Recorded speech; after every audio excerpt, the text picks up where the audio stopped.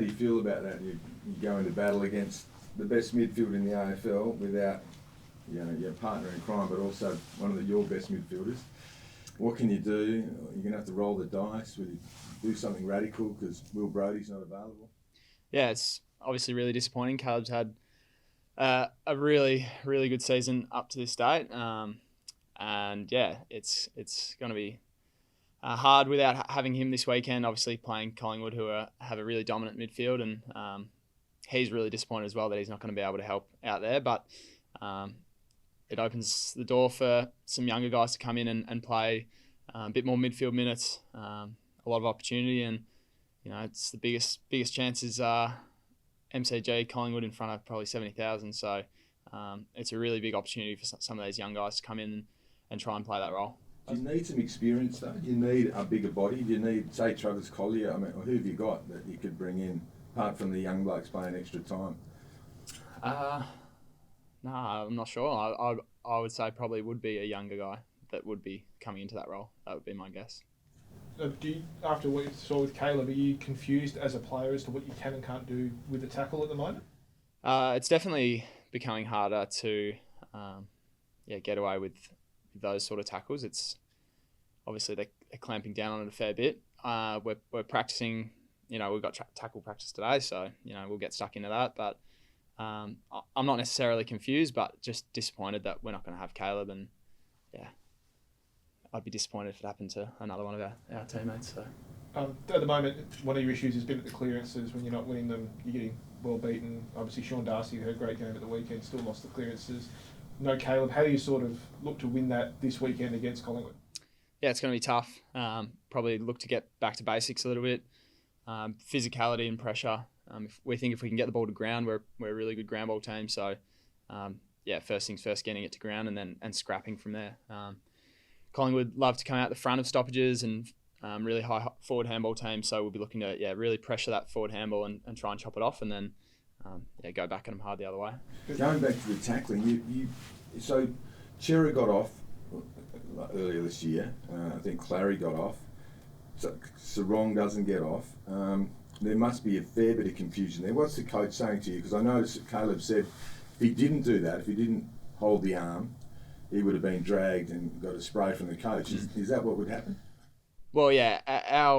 As a midfielder, you're either trying to lock the ball in to win holding the ball or to set up another stoppage. Like, stoppage is a win for us. Like we touched on, Sean's a really good tap ruckman, and we think we've got a really good midfield. So at every opportunity we can, we're trying to create another stoppage. And that means holding the ball in and, either winning and holding the ball or a ball up. So, yeah, it is getting really tough. AFL's cracking down on protecting the player. But, yeah, like Caleb said, he didn't really have any alternatives in his opinion. We're disappointed with the decision, but, we have to respect it at the end of the day. And there's a lot of guys in the AFL that are missing weeks for this sort of thing. So, yeah. So would you have done something different yourself in that situation? No, I'd try and secure the ball. A ball up for us or a holding the ball decision is a win. So, if I was in Caleb's situation, I don't think I could have done anything different. Is it getting more and more grey then as the season goes on with, Ches got off and then Caleb doesn't? Oh, yeah. It'd be tough to be one of the players having to adjudicate that thing. I know that past players get called up to watch those hearings and then have to make a decision. And there's so many cases of these tackles that in the past have been fine to play on, and now the AFL's cracking down on it. So I don't envy the decision makers. So you would have been in strife if he pinned the arm and took him to the ground. You would have been in, and if you let go and he got the handball out, the coach would have.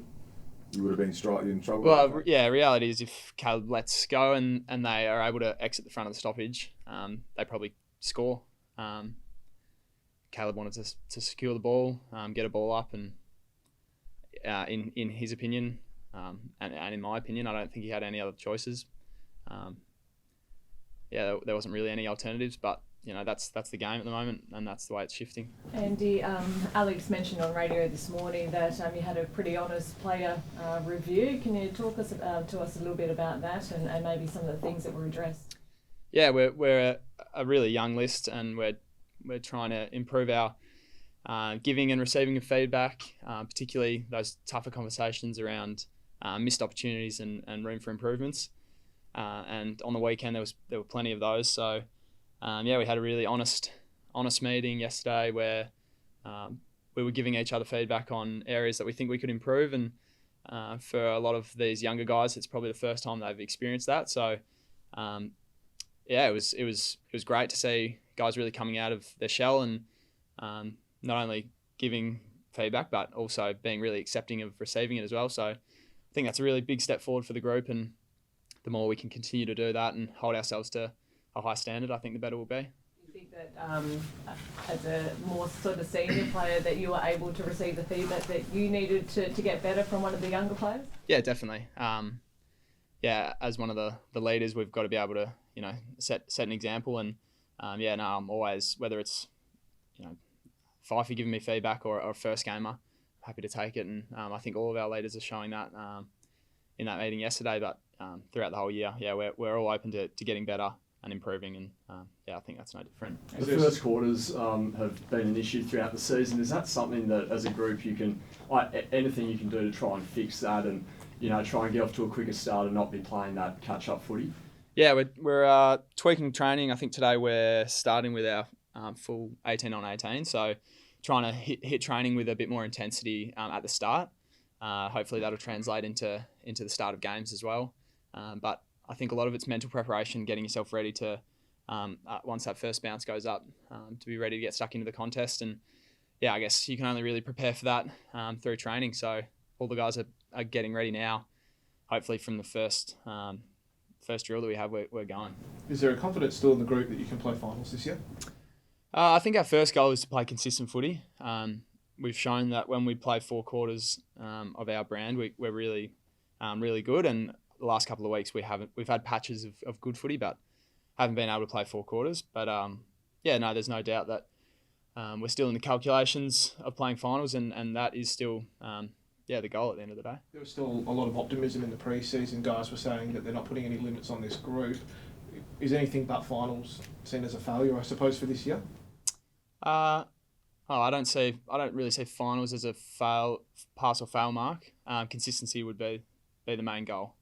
If we play consistent footy and for whatever reason still don't make finals, I'd still think that's a step forward for this group. You're obviously a proud fella. We all know that, a very smart guy. Do you know what happened in the midfield? Have you worked out, because there was 20 to advantage, wasn't it? There was 20 hits to advantage from Darcy.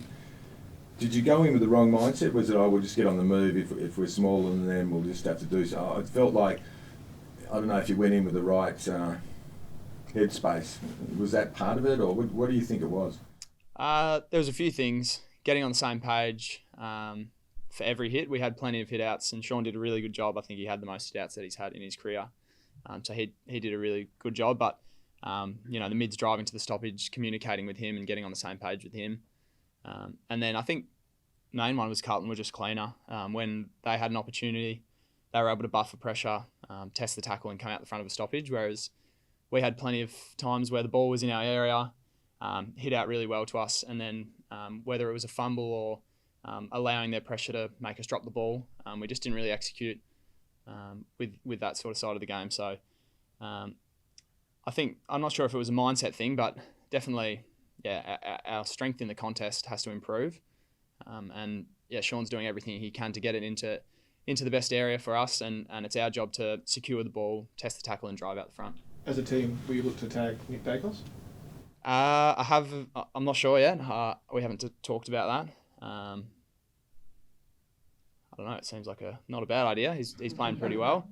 Obviously him and a lot of their players are in career best form, and we'll be doing a lot to try and nullify them. But I think our main focus would be on us playing our best footy and what we can do to do that. Speaking of that, though, other options have always been a good player goes head to head with another good player. Is that something you'd like to do and see if you can just beat him outside of that?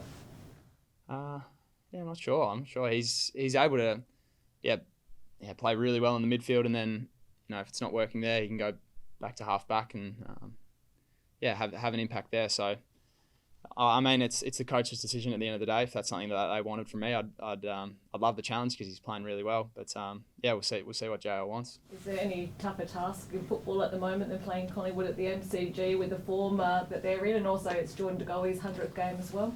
Oh yeah, it's a tough task, but there's nothing better than that challenge. You know, last time we played them was at the MCG in a final, and they got the chockies. So yeah, our backs against the wall a little bit. We've got a couple of guys injured and Caleb suspended, and we're going over to Melbourne to take on top of the ladder in front of all of their fans. It's a really exciting opportunity. Story will be pretty cool if we can get it done. Can you promise a response, even with the undermanned team you've got? Can you say, look, there will be something? Yeah, our intent to be stronger in the contest, take the game on, and obviously you have to respect Collingwood in plenty of areas. They're a really good team, but our intent with the ball is going to be a lot better this weekend, hopefully. And if you do go with Nick, I mean, is he a better runner than Sam Walsh, do you reckon? I mean, he was monstrous, wasn't he? Sam Walsh is an elite runner, and I think Nick's definitely in that same category, guys that are able to run contest to contest and do it for pretty much all day. Are very tough players to play on, so should be exciting. Thanks, everyone. Thanks, guys.